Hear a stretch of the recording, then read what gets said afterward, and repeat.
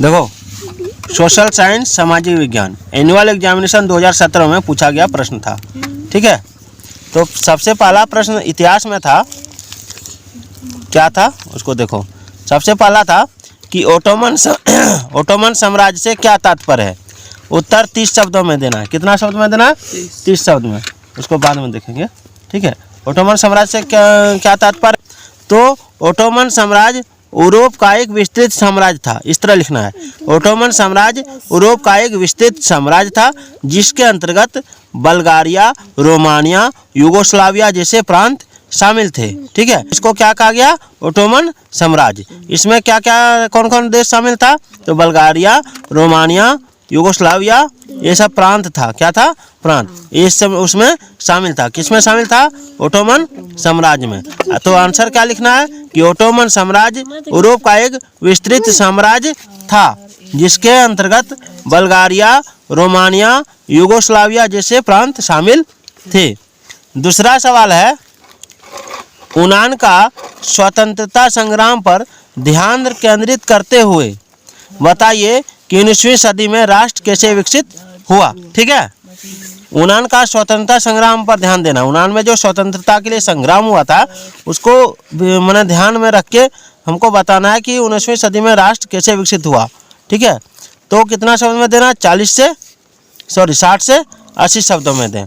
तो 15वीं सदी में यूनान ओटोमन साम्राज्य का हिस्सा था। 15वीं सदी में क्या था? यूनान ओटोमन साम्राज्य का हिस्सा था।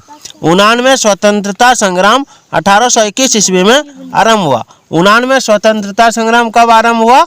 1821 है, 1821 में आरंभ हुआ। ठीक है, और यूनानी संग्राम में पश्चिमी यूरोप का भी समर्थन मिला। यूनानी संग्राम में पश्चिमी यूरोप का भी समर्थन मिला। यानी यूनान के संग्राम में यूनान के साथ पश्चिमी यूरोप भी था। कौन था? पश्चिमी यूरोप भी था। ठीक है, अब एक कवियों और कलाकारों ने यूनान को यूरोपीय सभ्यता का पालना बताकर प्रशंसा की। कवि और कलाकार जो थे उन्होंने यूनान को क्या बताया? यूनान को यूरोपीय सभ्यता का पालना बताया और उसकी प्रशंसा की और एक मुस्लिम साम्राज्य के विरुद्ध संघर्ष के लिए जनमत जुटाया। ठीक है, अब इस युद्ध में अंग्रेज कवि लॉर्ड बायरन ने, ठीक है, जाने के लिए धन जमा किया। इस युद्ध में अंग्रेज कवि था जिसका नाम था लॉर्ड बायरन। उसने क्या किया? उस युद्ध में जाने के लिए धन जमा किया। ठीक है, क्या जमा किया? धन जमा किया। लेकिन 1824 में बुखार से उनकी मृत्यु हो गई।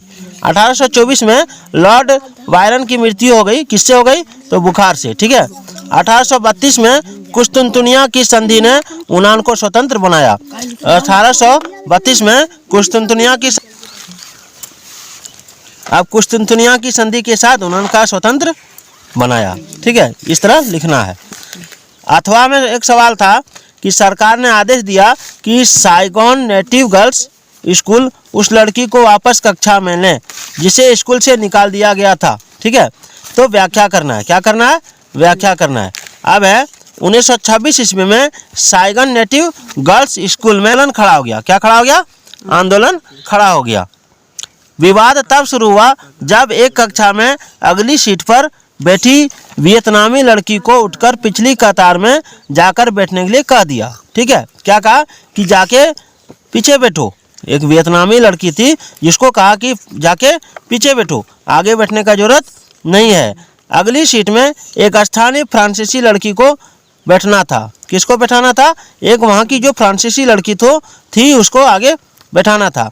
अब वियतनामी लड़की ने सीट छोड़ने से इनकार कर दिया।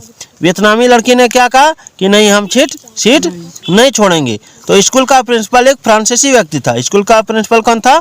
फ्रांसीसी व्यक्ति था। उसने लड़की को स्कूल से निकाल दिया और जब दूसरे विद्यार्थियों ने प्रिंसिपल के फैसले को विरोध किया तो उन्हें भी स्कूल से निकाल दिया गया। इसके बाद तो यह विवाद और फैल गया। लोग खुलेआम जुलूस निकालने लगे। लोग क्या करने लगे? खुलेआम जुलूस निकालने लगे और हालात बेकाबू होने लगा। तो सरकार ने आदेश दिया कि लड़की को दोबारा स्कूल में वापस ले लिया जाए। बहुत ही इंपॉर्टेंट प्रश्न है ये। ठीक है, तो ये तीनों प्रश्न उतार लो और याद करो।